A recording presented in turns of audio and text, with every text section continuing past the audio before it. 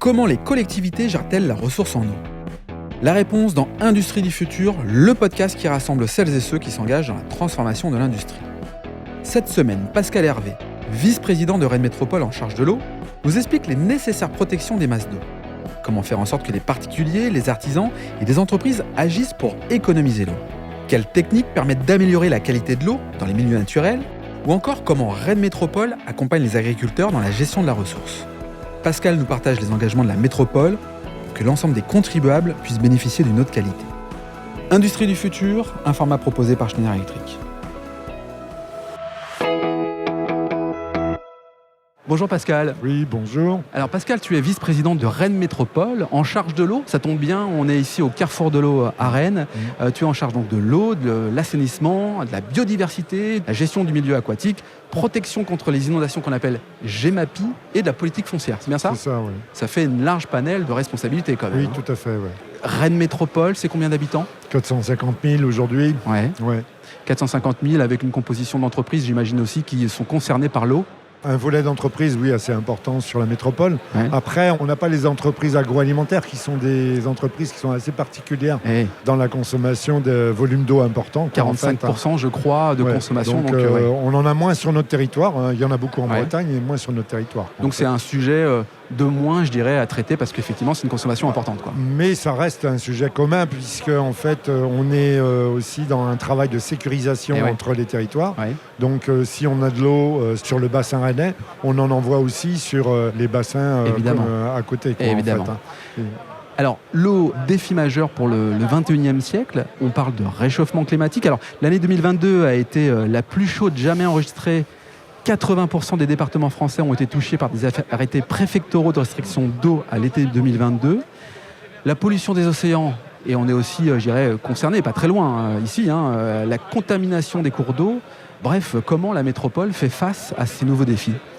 C'est déjà de les intégrer dans nos différentes politiques publiques. Et elles sont nombreuses, les politiques publiques au niveau de la métropole. On avait déjà dans nos différents plans de protection en fait instruit un certain nombre de choses, mais évidemment là 2022 c'est assez mémorable. Et donc ça nous encline à encourager, durcir aussi, je dirais, nos politiques globales qui doivent être nécessaires en fait. D'autant plus que ce qui est fou, c'est qu'il y a une baisse de la pluviométrie. 40% des pluies alimentent nos cours d'eau et nappes phréatiques. C'est donc moins d'eau, puis certainement moins de temps. On perd en plus de ça 20% des eaux à cause des fuites. Donc une métropole comme Rennes, les sujets sont nombreux, quoi. Comment fait-on pour... Justement, tu parlais d'anticipation. Comment ça se pense tout ça ? Alors ça se travaille avec l'ensemble des équipes techniques, aussi bien sur Rennes Métropole que sur la collectivité eau du bassin rennais, qui est le syndicat d'eau, en fait, qui fournit l'eau sur l'ensemble du territoire. À savoir, d'abord nous, on est plutôt bon élève, je dirais, en ce qui concerne les fuites. Faut le dire. Oui, je le dis parce que c'est vrai qu'on a 90% de nos réseaux qui est en super état, quoi, en fait. Donc ça veut dire il y a 10% effectivement sur notre réseau où il y a un problème de fuite. Alors que la moyenne, c'est plutôt 22-25%. Voilà, c'est ça, Donc, c'est déjà un facteur qu'on a déjà travaillé, qu'on a déjà anticipé dès 2015, puisqu'on a eu le statut métropole 2015. Donc, ça a emporté, en fait, une organisation au niveau de ces compétences-là qui nous ont permis de mettre vraiment des politiques d'économie d'eau. On a lancé tout un process éco-d'eau, ce qu'on appelle éco-d'eau. C'est faire en sorte qu'auprès des particuliers, auprès des entreprises, auprès des artisans, on intervient pour donner des techniques d'économie d'eau, en fait. Donc économie d'eau, baisse de la facture, enfin tout le monde y gagne, j'imagine. Alors il y a quand même un élément important dans ton périmètre. On en parlait sur chemin entre le stand Rennes Métropole et ici, au carrefour de l'eau. C'est la qualité de l'eau pour éviter la pollution finalement, alors volontaire ou involontaire. Volontaire, il y a peut-être d'ailleurs des choses à anticiper quand on est une métropole. Puis involontaire, voilà. Comment vous gérez ça ? Alors, premièrement, on a des usines qui ont des capacités de traitement qui sont vraiment opérationnelles. On a trois grosses usines sur notre territoire qui nous permettent effectivement de fournir de l'eau de qualité. On renforce les traitements, mais on ne doit pas se satisfaire de ça, parce que ce n'est pas en renforçant systématiquement les traitements qu'on va résoudre le problème. À un moment donné, on va être à saturation. Donc, il y a tout un travail sur la protection du milieu, la protection de nos masses d'eau. Et on sait que le département des Yvelines est mal classé puisqu'on n'a que 3% de nos masses d'eau en bon état écologique.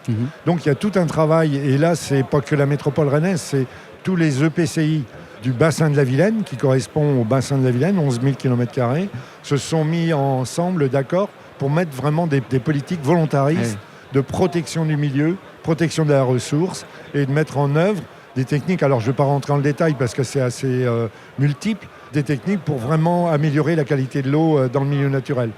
Et donc on a aussi tout un travail que l'on mène auprès du territoire ruraux, en fait, pour faire en sorte qu'il y ait moins de pesticides dans l'eau. Donc ça veut dire que là, il faut accompagner l'agriculture. Et sur Rennes Métropole notamment, on a tout un programme pour accompagner les agriculteurs, parce qu'on a un objectif zéro pesticide 2030. C'est vraiment un travail important qui est mis en place. Et on le fait aussi avec, je reviens sur la collectivité du bassin rennais, parce qu'on a un sujet qui s'appelle le terre de source. C'est vraiment travailler avec les agriculteurs, mettre en place un cahier des charges au niveau des exploitations pour que les agriculteurs utilisent moins de pesticides ou plus du tout. Ça participe à protéger l'eau et en même temps, une meilleure valorisation de leurs produits agricoles sur le marché. Bien sûr, bien sûr. Donc on voit bien que finalement, il y a cette nécessité d'anticiper. On a souvent le réflexe, le coût de l'eau. Autant on va faire un focus sur le coût de l'électricité, de l'énergie, mais le coût de l'eau, finalement, il y a peu de conscience, de prise de conscience. Alors que l'eau coûte cher, elle a augmenté au mois de janvier. Comment on arrive finalement à réduire le coût de l'eau, à avoir une autre qualité, enfin, comment on gère dans une métropole le coût de l'eau qui ne fait qu'augmenter? C'est vrai que c'est à facture multiple, il n'y a pas qu'un levier. Je parlais tout à l'heure de l'économie d'eau, déjà Ecodo, donc ça fait faire en sorte qu'on ne gaspille pas l'eau. On a mis en place aussi une catégorisation, c'est-à-dire plus on consomme, plus on paye cher, en fait. Le tarif de l'eau, il est progressif en fonction de sa consommation. Forcément. Pour les entreprises privées, on a arrêté la dégressivité du prix de l'eau. Parce qu'il y a encore beaucoup de syndicats d'eau où il y a, sur un certain volume, le prix est dégressif. C'est-à-dire plus vous consommez, moins vous payez. En fait, Donc nous, sur notre territoire, on a arrêté ça. Donc ça met déjà des éléments en place. Et puis à côté, on a aussi tout un programme social. Faire en sorte que les personnes qui sont dans des situations un peu difficiles puissent bénéficier d'une aide sociale particulière. Et on a, avec Rennes Métropole et la collectivité du bassin rennais, donc c'est à la fois assainissement et eau potable, on apporte un chèque eau aux personnes qui sont bénéficiaires. Alors on appelait de la CMUC, donc c'est vraiment un chèque eau de 40 € que les personnes perçoivent tous les ans, en fait. Merci Pascal, c'est très clair. On voit bien effectivement la politique de la métropole sur la gestion de l'eau. On l'a bien compris à travers le particulier et les entreprises, sur la consommation, sur l'anticipation. Il y a quand même un sujet sur la ressource, l'eau. On voit bien qu'elle se raréfie. Par contre, il y en a beaucoup dans les océans. On parle de dessalement des eaux. On a un exemple avec l'île de Groix, dans le Morbihan. Est-ce que tu penses que c'est une solution durable ? Pour l'île de Groix, je pense que c'est une solution parce qu'effectivement, là, ils sont sur un territoire assez restreint et donc les ressources souterraines doivent être limitées. Pour nos territoires, à mon avis, on a peut-être à travailler sur la réutilisation des eaux traitées.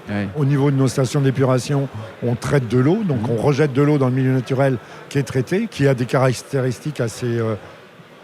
propre, noble. Proche du milieu naturel, d'une bonne eau dans le milieu naturel. Donc, moi, à mon avis, il y a un travail à faire là-dessus. C'est-à-dire que dans des pays dans le monde, on est à 60% de réutilisation de l'eau qui a été potabilisée. Donc, en fait, je pense qu'il y a vraiment tout un travail à faire à ce niveau-là. Et puis, moi, ce que je disais tout à l'heure, c'est la reconquête de la qualité de l'eau, c'est la protection de nos milieux. C'est-à-dire qu'on travaille, et là, c'est au niveau de l'EPTB Vilaine, et j'y suis investi aussi, on travaille vraiment sur les zones humides, recréer les zones humides, refaire des zones humides, reméandrer les fossés. Tout ça, ça participe complètement à la protection de l'eau et on travaille aussi à la perméabilité de nos villes. C'est-à-dire sur Rennes, on a tout un programme aussi de travaux qui consiste à faire en sorte qu'on rende la ville plus perméable. Ça veut dire que l'eau, on la remet dans son cycle naturel. L'eau tombe, elle doit être infiltrée à l'endroit où elle tombe. Et elle doit reconnecter à la nappe, réalimenter la nappe, tout simplement. C'est un peu le principe de la permaculture adressée à la ville et à la métropole, quoi. Alors, je dirais que c'est pas tout à fait la même chose. Mais c'est surtout le principe de remettre l'eau dans son système d'origine, parce que l'eau, elle a besoin de temps, elle n'a pas besoin de vitesse. Or, qu'on a fait du tout tuyau depuis 60 ans, on voulait tout le temps se débarrasser de l'eau, mais l'eau a besoin de temps, et notre sol, c'est notre réservoir d'eau. Le sol, partout où on est notre réservoir d'eau. À chaque fois qu'on imperméabilise, on enlève des capacités de rétention d'eau. Donc c'est vraiment par ça qu'il faut commencer, recréer les bonnes conditions pour que l'eau soit dans son cycle naturel de fonctionnement. En fait. Très clair. Alors un sujet qui est peut-être éloigné finalement de ce que tu viens de nous exprimer, mais c'est la thématique du digital. Alors, le digital, on en met partout. À quel niveau le digital se situe pour peut-être la cybersécurité, je dirais, des infrastructures au niveau de l'eau et assurer, garantir une eau de qualité? Comment ça se passe et comment le digital s'intègre dans ce processus? Alors on a plusieurs exemples aussi. Je pourrais citer par exemple au niveau de l'assainissement où on a mis un process en place avec une société Pure Control. C'est de l'intelligence artificielle qui va piloter nos outils pour faire de l'économie d'énergie, par exemple. Faire tourner des pompes à des moments donnés, plutôt quand le courant est moins cher ou des choses comme ça. C'est évidemment pour nos usines de potabilisation, là on est vraiment sur de la sûreté, de la sécurité, de la sûreté. C'est d'avoir des éléments effectivement de détection, etc. etc. Donc là-dessus, on est plutôt, je dirais, en fonctionnement normal, quoi, en fait.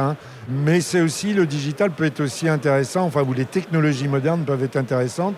On parlait de réhabilitation de réseaux tout à l'heure, même si nos réseaux, on est bien classé, je veux dire, on a une bonne note, il y a toujours du travail à faire. Et donc on a, au niveau de la métropole et de la collectivité du bassin rennais, engagé un renouvellement de réseau de 1,25 par an. De notre patrimoine réseau, on va investir, réhabiliter l'équivalent de 1,25% par an. Le réseau, il a une durée de vie moyenne de 80 ans, 60 ans, ça dépend des réseaux. Mais il y a des réseaux qui peuvent vivre beaucoup plus longtemps. Ça dépend dans quelles conditions ils ont été mis, qui sont de même qualité par rapport à notre réseau, quoi, en fait. Parce qu'il y a moins de pression, etc. Et donc là, on a besoin de la technologie pour savoir dans quel état est notre réseau, quoi, en fait. Parce que certes, on va renouveler 1,25 par an, mais c'est quel réseau il faut renouveler? Est-ce que c'est celui qui a 100 ans ou peut-être celui qui a 50 ans, mais qui est plus abîmé que celui qui a 100 ans, quoi, en fait. Donc là, on a besoin de technologie pour mesurer la résistance du réseau, sa qualité et tout ça, quoi. Donc on a à tous les niveaux, en fait, dans notre chaîne, aussi bien sur le milieu naturel, l'eau, dans sa qualité en milieu naturel, lorsqu'on la pompe, qu'on la fait passer dans nos usines et on arrive à travers les tuyaux sur la distribution, on a besoin de technologie sur toute la longueur, quoi, en fait.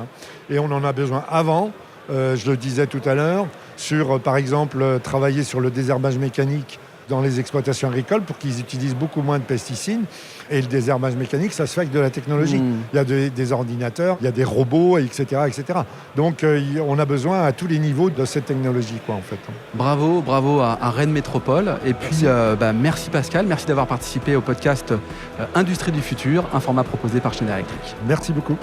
Si cet épisode vous donne envie d'aller plus loin, c'est l'occasion d'en parler à Antoine Chart, directeur national des ventes. Bonjour Antoine. Bonjour Laurent. Antoine, peux-tu nous dire comment passer de l'idée aux actes lorsque l'on veut se transformer ? Laurent, c'est très simple. Les sujets de transformation digitale, de décarbonation et d'électrification sont au cœur de la stratégie Schneider Electric. Et comme on a pu l'entendre dans ce podcast, l'ambition de Schneider Electric est d'accompagner les entreprises du territoire sur ces enjeux de transformation.